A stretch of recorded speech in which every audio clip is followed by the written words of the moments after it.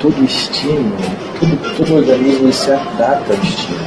Então, se você ganha 10 mil reais hoje, é um negócio.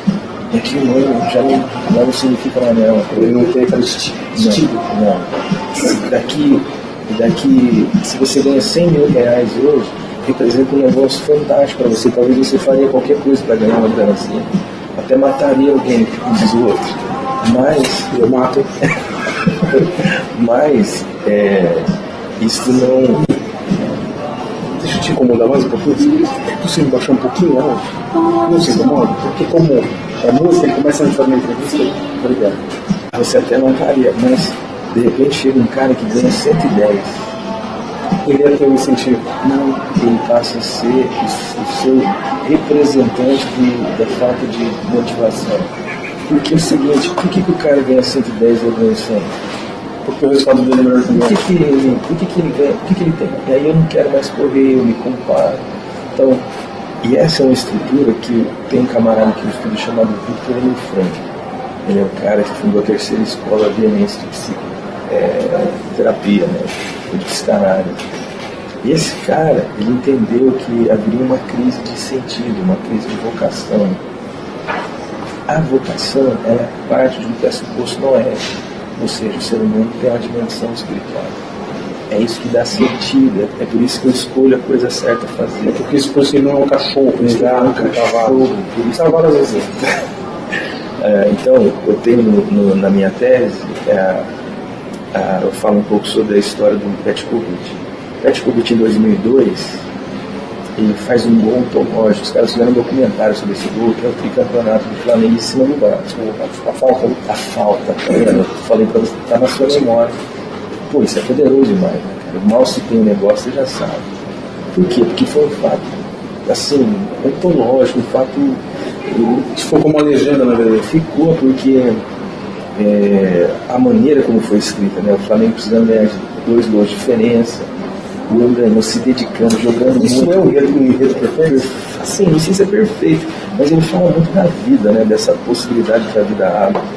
Onde eu até falo no livro sobre o mundo da ressurreição e o mundo da morte, né?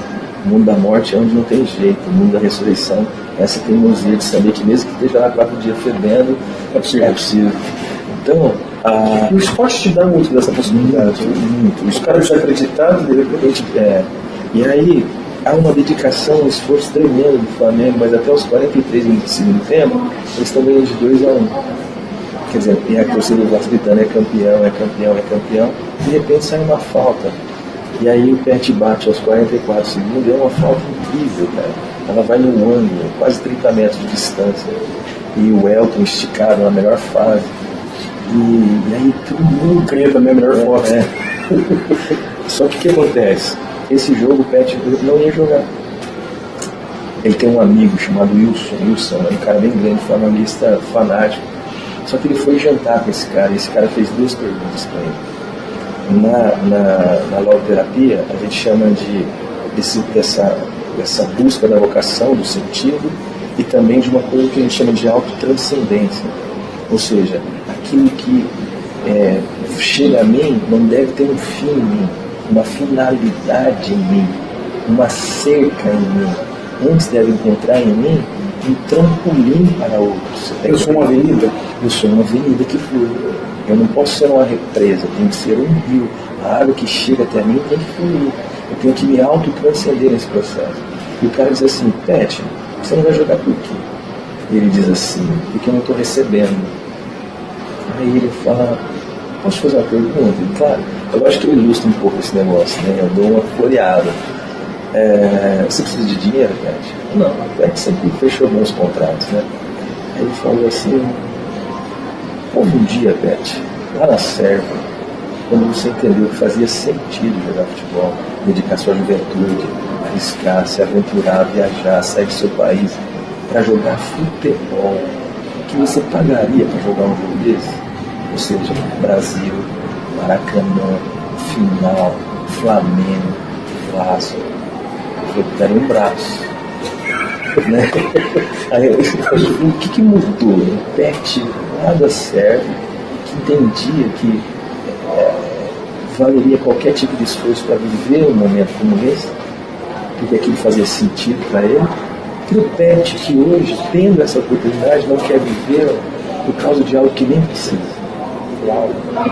Como a gente é efêmero, como a gente muda ainda. É porque existe esse trabalho também sendo feito. Quando você mata Deus, quando você mata a dimensão espiritual, a única coisa que sobra é a matéria. Eu cheguei uma vez no centro de treinamento. Você tem, só um pouquinho, você tem uma telefone de seu amigo do pet, o cara é gente boa. Ele fala bacana esse livro dele. Eu cheguei uma vez no centro de um grande clube do país, e aí o diretor me apontou um rapaz que estava vindo da base, tinha fechado um contrato com um profissional, mas que em virtude desse deslumbre já estava entrando por um caminho talvez não tão interessante. E aí eu disse a ele, mas você convenceu ele que a razão dele jogar dinheiro, e o dinheiro só faz sentido por causa do acesso que ele gera. Agora, você quer que o cara tenha dinheiro, tenha acesso e não utiliza? Eu ganho dinheiro, acabou minha motivação. Tem essa, tem muita gente que faz isso. Eu vou explicar isso um pouquinho. Mas aí o cara fala pro pet assim, o que mudou daquele pet para esse? Ele apresenta o pet pro pet. Você tá entendendo? E ele fala uma outra coisa. Na autotranscendência ele diz assim, você já pensou no outro? Você já pensou na torcida? Sabe o seu Zé, que abriu a porta de você entrar, o porteiro? Flamenguista doente. Ele explica porque você não vai ficar dinheiro. Ele vai sair daqui no sábado, ele vai passar, ele vai pegar 2, 3 conduções até a sua comunidade, ele vai passar na venda que ele tem caderneta, que ele marca, que ele anota, e ele vai comprar 2 kg de asa de frango, 2 kg de linguiça, e ele vai, de alguma forma, comprar meia dúzia da cerveja da mais barata, e ele vai fazer um churrasco na casa dele, e ele vai chamar os amigos, a família, e ele tem pouca identidade com o sucesso, com a vitória, com a alegria, é uma vida sofrida. Mas se o Flamengo ganhar, cara, e o cara mais feliz do mundo. Na segunda-feira ele vem aqui flutuando, ele vem identificado com aquela vitória como se ele estivesse como se ele tivesse feito um gol. É um sentimento de pertencimento. É isso. E aí ele falou assim, você já pensou nele? E igual a ele existe milhões. Então o que ele fez? Primeiro ele buscou a vocação do pet, buscou o pet vocacional, e depois fez o pet entender que a razão pela qual ele joga não é o dinheiro, a razão pela qual ele joga é a vocação, e a razão pela qual ele joga não tem a ver só com ele, tem a ver com outros. É interessante do ponto de vista teológico, é algo que nos habita também. Você pode ver que a vocação de Abraão, Deus diz assim a ele, eu vou fazer de você um cara famoso, eu vou fazer de você um cara rico, eu vou fazer de você um cara próspero. Nós estamos aqui em 2017, estamos falando do cara. E é o seguinte, eu vou facilitar a vida de quem facilitar a sua vida, eu vou complicar a vida de quem complicar a sua vida. Mas ele não diz assim, eu vou fazer você rico, próspero, famoso, para que você seja rico, próspero e famoso. Ele diz, eu vou te fazer rico, próspero e famoso, para que em ti seja abençoado todo o relacionamento da terra. Você entende que o negócio vem aqui e vai. Nós estamos aqui com Alexandre Chaves, ele está fazendo o lançamento dessa obra aqui, Quando Oportunidade se Transforma em Ouro. E a gente já está nesse bate-papo, fizemos questão de começar a conversa informalmente, para ele contar toda essa panorâmica, o que levou a ele escrever esse material e o porquê esse material vai fazer tão bem para você e para mim. Ale, seja muito bem-vindo ao Parlatório Livre. Hoje é o Parla Cultura, né? Nós estamos aqui nessa linda livraria no norte do Paraná. Poucas vezes eu tive a oportunidade, nos últimos anos, de entrar num lugar tão fantástico. Isso aqui que vocês estão vendo é um pequeno espaço dessa livraria, algo que o Brasil perdeu. E ainda existe algo mítico em você cheirar um livro. Se for um bom livro, então, melhor ainda. Tem gente que está cheirando um livro, mas tá esquisito. Esse é outro conversa. Ale, eu tenho a impressão que a sociedade hoje está correndo igual o cachorro corre atrás do rato. Sim. E quando a gente, essa história que você contou, essa história que você até deu uma floreada, fez um aforismo aí do pet, mas o cerne dela é a motivação de fazê-lo. sociedade perdeu a motivação de fazer? Hoje, na verdade, o que você percebe, nós chamamos na psicologia do esporte, a questão da motivação, ela tem duas vertentes, a intrínseca e a extrínseca.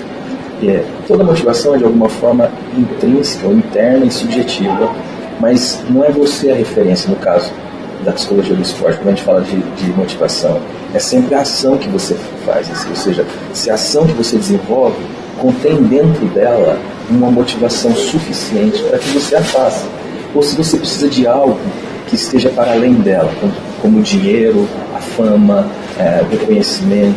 Nesse caso, a ação se torna simplesmente um meio. O que você deseja mesmo é uma outra realidade. Só que com o tempo, isso começa a corroer a sua motivação, a perder o sentido. Nós vivemos num mundo onde nem Salomão, em toda a sua glória, pisou no chão que a gente vive, teve o acesso que nós temos, né? Então, o Viktor Frankl preveu isso em 1950. Ele fala que cada época tem a sua neurose. Existiu a neurose sexual de Freud, a questão da estima, da baixa estima que o Adler levantou, mas ele disse que viria a neurose do sentido, onde as pessoas teriam muito acesso, mas as pessoas não teriam mais razão para fazer o que fazem. Na tua área, né? Psicologia, psicanálise, voltado à questão esportiva, dessas três neuroses, qual que você considera a mais preocupante? A mais preocupante é a neurose do sentido. Justamente na nossa época. Porque as outras também são, mas essa, a neurose sexual, por exemplo, já tarados. A baixa estima gera gente sem desejo de se expressar, mas a neurose do sentido gera um vazio tremendo, onde não importa o que você faça, a sua alma, o suco gástrico da sua alma, tem um poder de digerir muito rápido. De repente, aquilo que fazia com que você levantasse da cama com uma alegria, com vontade, vai se esvaindo até se tornar uma obrigação. E aí, quando se torna obrigação, amigo, você vira escravo. Não importa quanto dinheiro você ganha, não importa quantas oportunidades você receba, não importa quanto sucesso você tem. Se você pega, por exemplo, uma mulher que morreu nos nossos dias, né, faz já alguns anos, mas se você pega uma Whitney Houston da vida, né, uma mulher que vendeu 200 milhões de cópias no mundo, acho que há cerca de 5, 6 anos atrás ela deu um fim à própria vida. O que é isso, né? Uma mulher que se chega hoje aqui nesse lugar, na nossa cidade, ela recebe os elogios, a adoração, recebe o eu te amo, a reverência, mas por que nada disso mais gera esse impacto na vida dela, de gerar satisfação, de gerar contentamento? Porque ela foi cada vez mais se alimentando demais e cada vez mais digerindo mais rápido que alimentava. E quando ela chegou no ápice de um processo, ela não tinha mais para onde ir, isso gera um desespero. Mas ela entendeu que onde ela chegou era o ápice do processo. Você entende, porque você é reconhecido no mundo inteiro. Você é Quer dizer, é o ápice que ela se colocou, isso aqui é a minha meta. Não digo se é a meta dela, mas eu digo que do ponto de vista daquilo que a gente coloca como sucesso, ela alcançou, né? Dinheiro, fama, reconhecimento, adoração. Estalava o dedo, acabou. Agora, por que nada disso mais faz sentido? Porque a sua alma e a minha alma, ela transcende essa realidade. Nada. O Chesterton ia dizer, se não me engano é o Chesterton, eu estou em dúvida se não é o C.S. Lewis. Pesquisem, Mas se nada nesse mundo pode gerar contentamento no coração humano, a única conclusão mais óbvia que eu cheguei é que o homem não é desse mundo. Então, essa é a ideia. Até o fechamento eu achei que fosse o Chester. Quando fechou filosoficamente, aí eu Chester. Então, eu acho que essa crise do sentido é muito forte. Hoje nós temos, não sei se é nem legal falar, mas eu acho que é legal sim colocar o dedo na ferida de algumas coisas. Parece que esse é o primeiro ano que o suicídio ganha das mortes em conflitos oficiais no mundo. Ou seja, no mundo morreram 700 mil pessoas por conflitos bélicos, por guerras catalogadas, e morreram 1 milhão de pessoas Eu estive nos Estados Unidos no ano passado. 1 milhão de pessoas. É isso registrado. Né? Então, assim, eu vou traçar um paralelo antes de você contar a sua experiência nos Estados Unidos.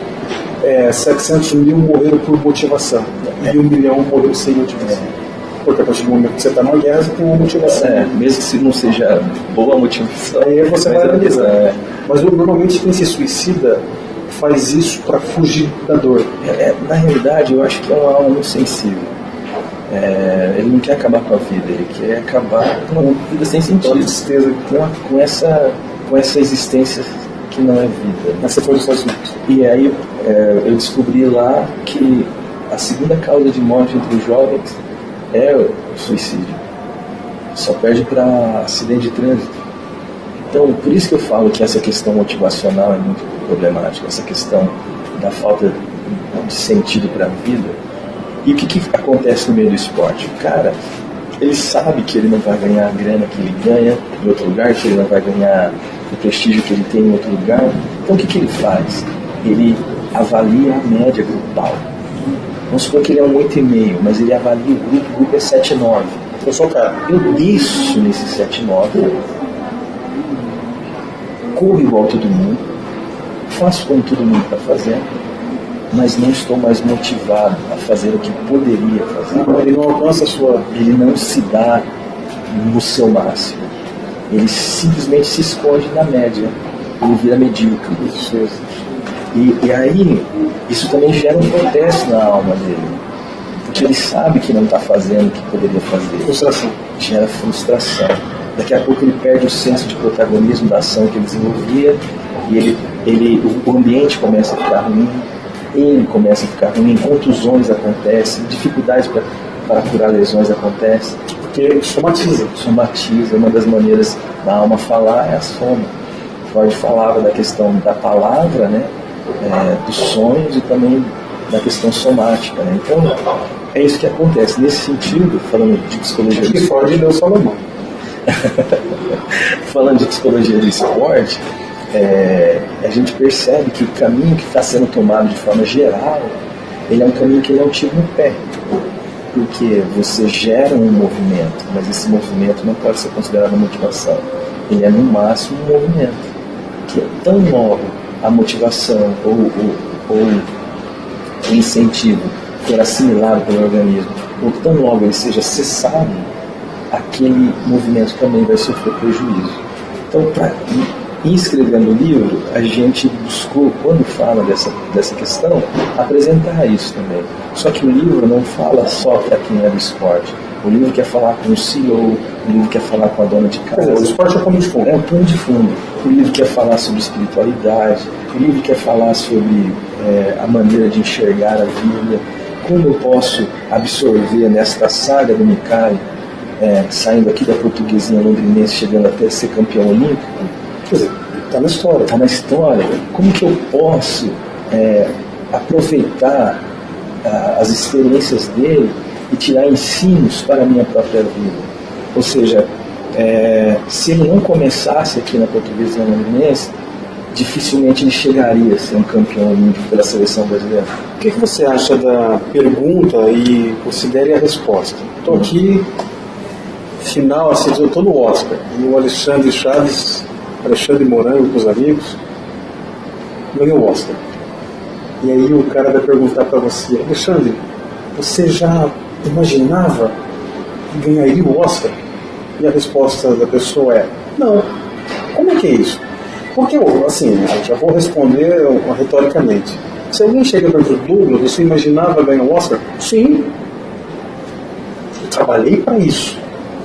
Quando o Micali começa na Portuguesinha londrinense, olha a Portuguesinha na história, ela nem existe mais praticamente, mas está na história.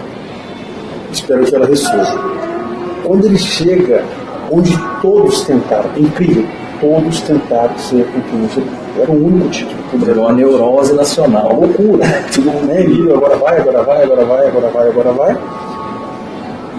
Ok, talvez ele não tenha tido esse pensamento de ser campeão olímpico, mas eu acho que ele não começou para falar: eu vou ficar aqui na Portuguesinha londrinense. O que você acha desse cenário?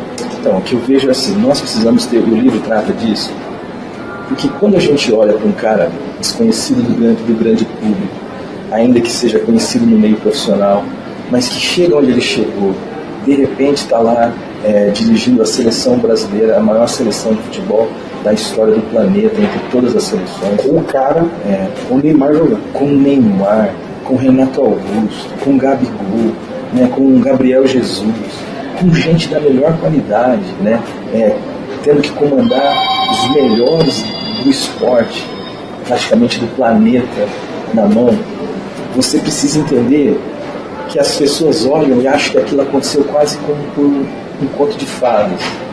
E qual que é o problema do conto de fada? É que o conto de fada, as coisas acontecem na sua vida sem que você tenha nenhuma interação com aquilo. Sem que você tenha tudo a fadinha. As pessoas desejam aquilo, gostariam de viver talvez essa história, ter um tipo de experiência dessa. Mas a grande pergunta que se faz é: qual tem sido o seu olhar para a sua portuguesinha aqui, para o seu pequeno passo aqui? Como você tem, que respeito você dá ao pequeno começo aqui? Porque é óbvio que quando ele começou, ele não sabia que poderia ser. Mas isso vem como esperança. Isso vem como... Você está entendendo? Não é uma esperança de vou esperar, é esperançar. Eu estou semeando. É buscar. Eu estou semeando. Vou andar nesta direção. Eu tenho um capítulo aqui que fala sobre a semeadura. Todo mundo que semeia espera colher. Ninguém semeia para enterrar a semente. Só que o cara sabe que existem muitas realidades à volta dele que ele não comanda. Ele precisa da chuva, mas ele não é o manda-chuva. Ele precisa que a chuva caia e ele precisa que em momentos ela deixe de cair. Se ela cair no momento da colheita é terrível. Ele não só precisa que ela caia, ele precisa que ela caia na quantidade certa. Sobre nada disso ele tem a condição de gerência nenhuma. Então, mas eu preciso entender que a melhor semente, acordar cedo, dedicação é fundamental, porque senão uma coisa não se relaciona com a outra. Uma coisa não chega a outra. Ainda que eu falo no livro, a questão dos contos de fada não aconteça, volta e meia, ou seja, pessoas que nunca fizeram nada para estar onde estão, mas chegaram lá por uma circunstância ou por outra, isso de vez em quando acontece. Mas a gente sabe que o processo da caminhada, que tem a condição de fortalecer as nossas bases, as nossas pernas, para entrar numa terra onde a gente sabe que existem dificuldades, vão fazer falta lá na frente. Ele não teve essa envergadura oral, eu gosto dessa expressão. Ele não teve essa envergadura, essa experiência, essa maturação, esse punch. A gente sempre, porque todas as conversas, a gente sempre vai lembrar do filósofo Rock Balboa. A teologia do Balboa é a melhor do mundo. Cara, ela resume o negócio. Não adianta quando você aguenta bater, você tem que aguentar apanhar e continuar lutando. É isso que acontece. Então, eu conheço o Mikari, né? Eu tenho uma caminhada com o Mikari. Só antes de falar do Mikari, deixa eu só criar um paralelo para eu não me perder. Por exemplo, eu pego o Neymar. O Neymar é o cara. Entre os 3 melhores do mundo, dos 3 ele foi. Pra mim é o melhor, né? O segundinho ali, ou o primeiro ou o segundinho ali. Tá bom. Não. Tá bom, vai. Não vou fazer análise, tá bom. Mas é o cara. Uhum. Ele tem uma coisa que eu não tenho. Você não tem. E 99,9% das pessoas não tem. Ele tem um dom extraordinário. Ele não é um acaso. Ele tem o dom. Mas ele trabalha com esse dom. Mas ele joga muito fácil, tá? Ele é um cara sem talento. Eu aprendi uma coisa com um amigo nosso em comum, a gente estava falando dele há pouco tempo. Hoje, quando a gente olha dentro da questão da psicologia esportiva, como a gente percebe o ser humano, a antropologia da academia, o ser humano é basicamente um animal, ou seja, uma máquina, então eu preciso suprir essa máquina e ela tem então que render. Como um carro que você coloca gasolina e precisa funcionar. Você coloca gasolina e óleo e cuida das questões, então ele precisa funcionar. Eu preciso negar o dom, porque eu preciso negar a transcendência. Existe um compromisso na academia de negar a transcendência. Então, eu não posso dizer que existe um dom. A sua magia não pode me conta. Você tem que... mas é inegável a questão do dom. Eu estava com o Neymar e daí eu falei com ele assim: Neymar, o que está sobre você é um dom. Eu falei assim para ele: e todo dom aponta para o doador do dom. Eu falei assim, o que as pessoas lotam nos estádios para ver, no fundo, não é você. Elas estão com saudade. Elas querem ser surpreendidas, elas querem ser espantadas. Elas querem ver um gol Puskás daquele que você fez contra o Flamengo e falar, meu Deus, como que ele fez isso? Ele é algo bestial. É algo inacreditável, inusitado, imponderável. É o vento que sopra. Você vai entender o que eu estou dizendo. É o vento que sopra onde quer, você ouve a sua voz, mas você não sabe de onde vem. Mas você está sentindo. Mas a brisa está tocando. É matar a saudade que eu sinto de tudo aquilo que eu ainda não vi, como o poeta vai dizer, você está entendendo? Eu falei, Neymar, é isso que está sobre você. As pessoas lotam os estádios porque elas querem matar a saudade que elas têm do doador do dom. Nossa, você simplesmente você fez tudo que você fez. Você apontou para aquele que é o cara. Exato. Eu falei assim, só que o texto sagrado vai dizer que quando ele foi nessa direção e te deu esses dons, ele levou também cativo o cativeiro. Nunca deixe ninguém te aprisionar. Você não cabe em nenhuma caixinha, eu falei para ele. Vai ser o que o doador do seu dom te chamou para ser. Porque existe um motivo. Agora, toda arte, ela domina uma técnica. Isso é evidente. Você falou que viu o Rembrandt, né? Sim. Você esteve diante de um Rembrandt, Monet, e você olhou e falou, meu Deus, é óbvio que esse cara, ele tem que ter o domínio de uma técnica. Mas antes disso, ele tem que ter uma inspiração. Inspiração é isso, é esse vento que vem de fora, entra em nós, gera vida e não pode ficar preso. Ele tem que oxigenar, ele precisa trocar, ele precisa sair. Agora, se você não tiver essa inspiração que Rembrandt, Monet, Rodin, Picasso, você pode até dominar a técnica dos caras. O pessoal da Museu de Arte Moderna não. Você pode até dominar a técnica. Você vai para uma escola de arte, você domina a técnica de um Picasso, de um Rembrandt. Mas para você ser um Picasso ou um Rembrandt, você precisa ter a inspiração que os habitaram. Ou você precisa ser você, ter uma inspiração própria. Então é óbvio que o Neymar tem um dom. É óbvio que se ele ficar só no dom, ele não consegue ser o que ele é. Por quê? Porque ele tem uma dimensão animal. Se você baixa o que eu falo no livro, se você baixa o testosterona do Neymar para 100, ele não vai render o que rende. Você está lá com o Neymar, deu esses conselhos para ele, são conselhos para uma vida. Qual é a reação dele? Sim. Por quê? Porque ele não quer, ele é o Neymar e tem acesso a todo qualquer tipo de profissional. Na verdade foi um dia muito especial, né? Eu estava conversando, na verdade, com o pai dele, com o Neymar pai. Estava também o Mazinho, tetracampeão, figura fantástica. E de repente o Neymar entra no ambiente, né? Ele entra ali e aí ele é um cara simples, cara. Ele é um cara do povo, ele é um cara... Só que é um cara que precisa de uma base muito forte. Eu creio que nesse sentido a família é muito poderosa. Você pode ver figuras que chegam onde eles chegaram, né? Não chega de graça. Tem uma base, para chegar bem, tem uma base sólida, né?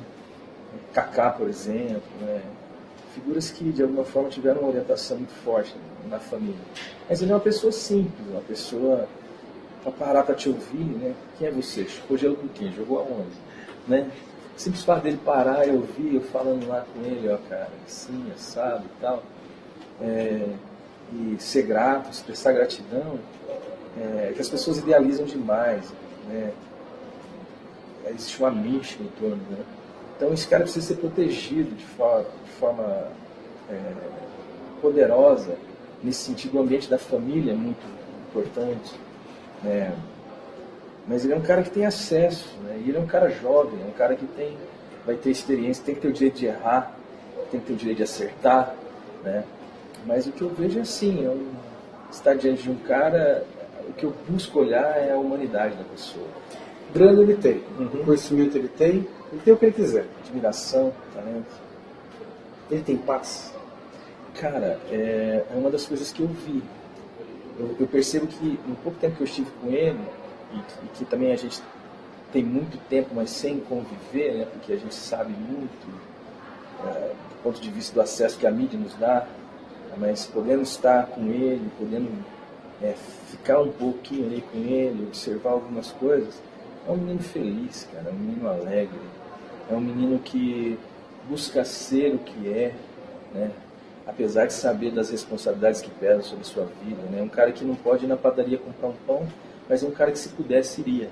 Você tá entendendo? É um cara que gosta de andar com o pé no chão, é um cara que gosta dos amigos, que gosta dos parça, da música. Mas é um menino como eu, como você, já não somos já mais, fomos. não, já fomos. Mas que existem valores muito poderosos, assim, que sustentam, pelos quais você inclusive luta a favor, e que sustentam esses. Que é uma pessoa dessa, cara. Eu tenho um amigo que diz assim que entre um monte da transfiguração e o demônio renitente no pé do morro, você precisa desse diabo renitente, aliás, entre um monte da transfiguração e a sanidade mental, você precisa de um demônio renitente no pé do morro, né? Para te manter. Para te manter equilibrado, senão você surta, cara. Porque é tanta gente dizendo que você é. Que se você acredita nos elogios, eles são sempre exagerados, né? No fundo a gente sabe quem é. No fundo o Neymar sabe quem ele sabe das rachaduras da alma dele. E a gente precisa de amor, né? Porque muita gente nos admira, mas não nos ama. Quando você falhar, eles vão ser os primeiros a falar contra você, né? Nós vivemos num mundo onde os fracos não têm vez, como o filme. Mas esse ambiente do amor, do acolhimento, é um ambiente onde eu sei que sou amado, não sou só admirado.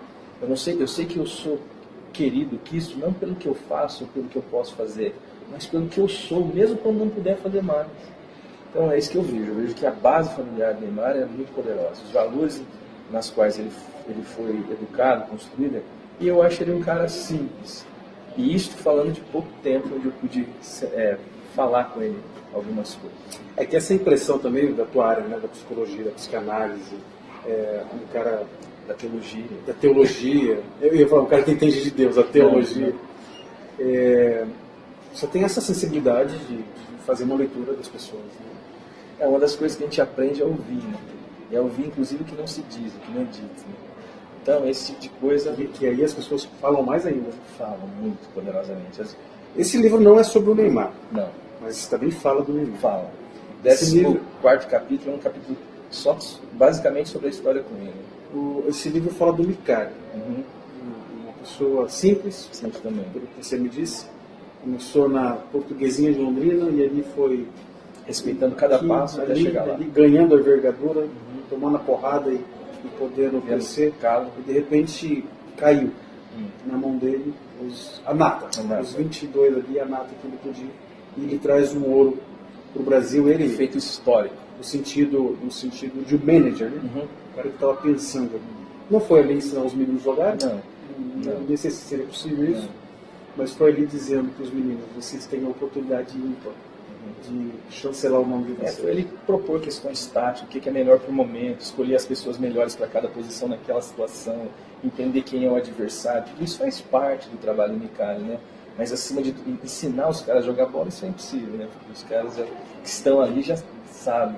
A realidade é você criar um ambiente onde a tática, a técnica e o ambiente em si promova uma realidade onde as pessoas se sintam bem e possam dar o melhor de si em prol de uma causa comum. Você diz que a técnica ela não supera o talento. Não. Toda arte domina uma técnica, mas absolutamente nenhuma técnica pode dominar uma arte, pode produzir um artista. Perfeito. E isso no futebol? No futebol é arte. Só para dar um resumão aqui dessa panorâmica da nossa conversa. Quando você se propõe a trabalhar na psicologia esportiva, onde o cidadão ele tem que ser competitivo o tempo todo. Ninguém chega onde chega, os caras, os grandes, sem ser extremamente competitivo. É a grana? Talvez em algum momento pode ser. Mas não pode ser. Não, em muitos momentos, pode ser. em muitos momentos é justamente E o isso. futebol tem muito isso, né? Porque normalmente o menino ali de 9 anos tem um talento, o pai, a mãe, o tio, o avô, todo mundo vê nele a esperança social, né? Uma ascensão social. O que não pode acontecer, isso tem que ser visto, por exemplo, alguém pode dizer assim, bom, você está escrevendo esse livro, você está fazendo o que você está fazendo porque você quer ganhar grana? Eu falo não. Mas eu espero que isso também possa ser uma possibilidade, né? Que grana possa vir do meu trabalho. Agora, quando eu passo a fazer o que faço pela grana, eu conto uma história nesse livro, que é a história eu não vou falar essa história, senão vou comentar muita coisa. Vai dar muito spoiler do livro. Muito spoiler do livro.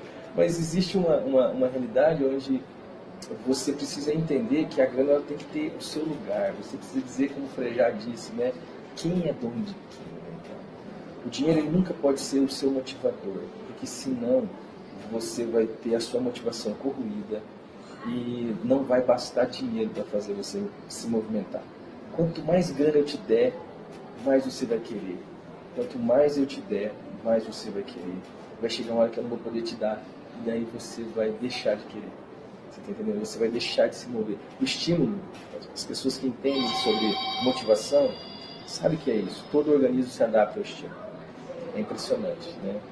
Então, chega uma hora que a mesma quantidade de estímulo não representa mais o poder de estímulo que representava anteriormente. Sim, você precisa aumentar o grau. Você precisa aumentar o grau. Vai chegando uma hora que isso é insustentável. Eu tenho um artigo que eu estou escrevendo sobre a questão do dinheiro no futebol e o malefício do dinheiro no futebol. E uma hora eu vou soltar esse artigo aí. Mas dinheiro no futebol é muito dinheiro, né? O problema... Tipo, o Neymar vale o que ele vale, mas vale tanto? Eu fiz um artigo sobre o Neymar, eu falei, custou barato. Isso é tudo que ele gera, né? Custou muito barato. Custou muito barato. Muito barato. Morango, mas é surreal. É surreal do ponto de vista mercadológico. Mas do ponto de vista do que o Neymar vale, é uma ninharia. Cara, é o que eu estou dizendo, cara. Só que o dinheiro, ele não pode ter essa condição absoluta para mover a mim e a você. Ele tem que ser um vassalo na vida. Ele tem que ser um serviçal. Ele tem que chegar em você e entender que aqui você vai servir para facilitar a vida, não para promover a existência. Tem muita gente que existe por causa do dinheiro, mas não vive, não pode ser, porque se for, o dinheiro precisa perder essa importância. Mas naquela questão do pet que a gente falou, o que o Wilson fez foi tirar do pet a ideia de que o dinheiro era a razão pela qual ele devia jogar futebol. E descobrir nele, tirando aquele entulho que foi colocado na cabeça e no coração dele, e que promovia um cara insatisfeito, um cara frustrado, porque o dinheiro não estava entrando, promover nele, tirando esse entulho, a ideia de que a razão pela qual ele jogava era a vocação. Era o dia que ele entendeu que aquilo era o sentido para a vida dele, que fazia sentido ele jogar futebol, que jogar futebol, gastar a sua juventude, a sua energia, o seu tempo, se aventurar no mundo, ir para uma terra desconhecida, fazia sentido por causa do amor que aquilo gerava. É questão de propósito. É questão de propósito, de significado. É isso que move a nossa vida, o que deve mover. Voltando a uma conversa que a gente teve agora há pouquinho, né? Sobre as coisas da vida, tem uma música que eu gosto muito do Oswaldo Montenegro, A Lista. Faça uma lista de grandes amigos, quem você não via há 10 anos atrás. E aqueles que você vê todo dia. E aqueles que você não curta mais. E ele vai dizendo, as pessoas que você gostava não gostam mais de você, como a vida é efêmera, ela vai mudando. Mas se você tiver propósito, foco, meta, eu penso que você consegue passar por tudo isso, sem apanhar tanto. Sabe o que eu acho engraçado? É que tudo que a gente está falando, volta e meia, parece que você leu o livro. Eu sou seu amigo, você me ensina muito. Porque tem um capítulo aqui, eu falo sobre uma vida vivida por propósito e não por demanda. Né? Às vezes a gente vê as pessoas vivendo assim, por demanda. Qual que é a demanda? O que demandam de mim? O que querem de mim? E aí ela esquece do propósito para qual ela veio a ser, ou o que fazia sentido para a vida dela. Né? Eu tenho uma vocação que eu respeito em tudo que eu faço, que é gente. Eu quero tocar em gente, eu quero desenvolver relacionamento, ajudar pessoas. Isso envolve tudo que eu faço. E eu também tenho dentro de mim a ideia de que eu quero comunicar algo você vai entender o que eu digo, que tem os seus alicerces numa boa notícia. Boa. Boas novas, você e eu precisamos disso. Você está entendendo? Muito. Então, um livro desse pode ser escrito, sustentado por algo que seja de fato novo. Uma good news, né? Onde tudo está aqui, intrínseco, o espírito está aqui, você está entendendo? Que possa colaborar com a vida da pessoa, gerando esperança, gerando disposição, gerando consciência, gerando liberdade para a sua própria história. As pessoas vivem hoje um mundo muito determinista. Não tem jeito, é assim mesmo, ó céus, ó vida, ó.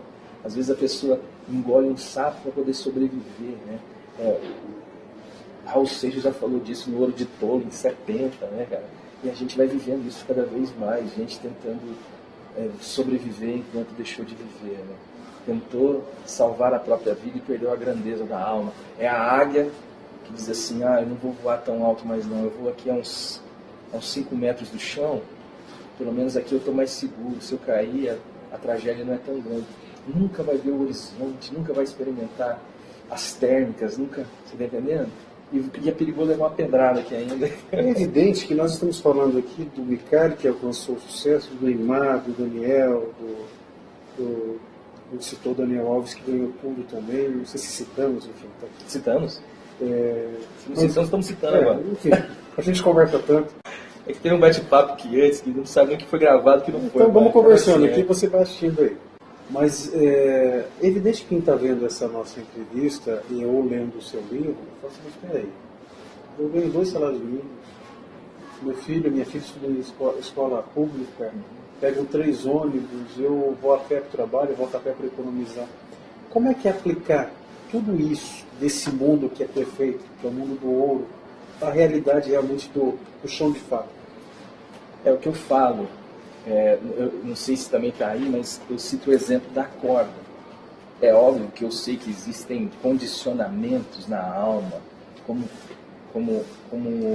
a estrutura da psicologia nos dá essa base.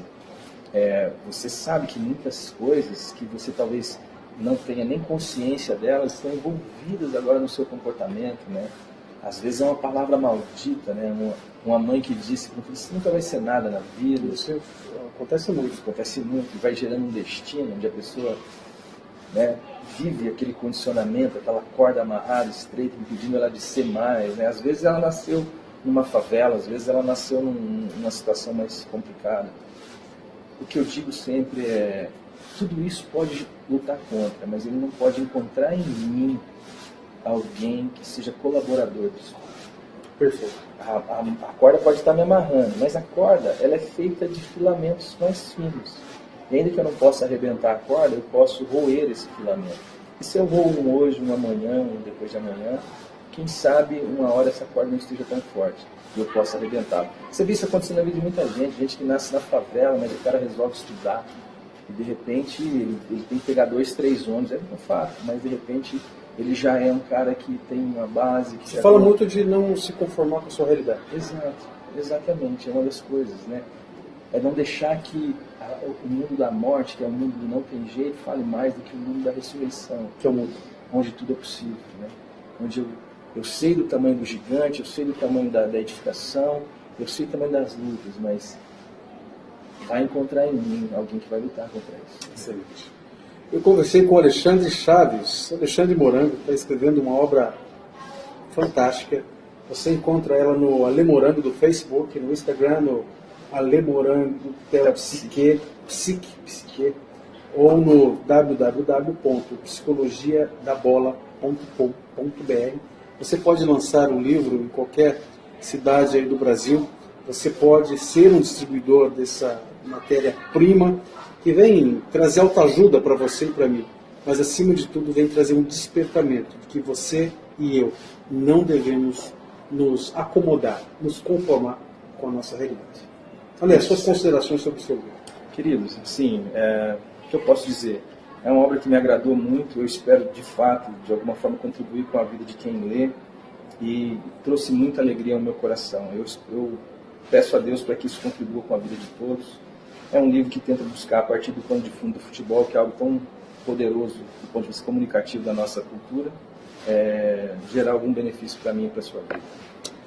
Valeu, agradecendo aqui a livraria... Aqui é a livraria da Vila. Da Vila, muito legal. Shopping aqui, Aurora. Lindo, Shopping Aurora, Londrina, norte do Paraná, sul do Brasil, América do Sul. E eu espero que você seja muito edificado com essa obra aqui. E por falar da livraria, eu vou citar novamente, nós precisamos de mais livros, nós precisamos de mais leitura, nós precisamos nos tornarmos melhores. Não se conforme, não tome a forma, se reinvente, com moralidade, respeito e, acima de tudo, com Deus no coração. Beijo. Valeu,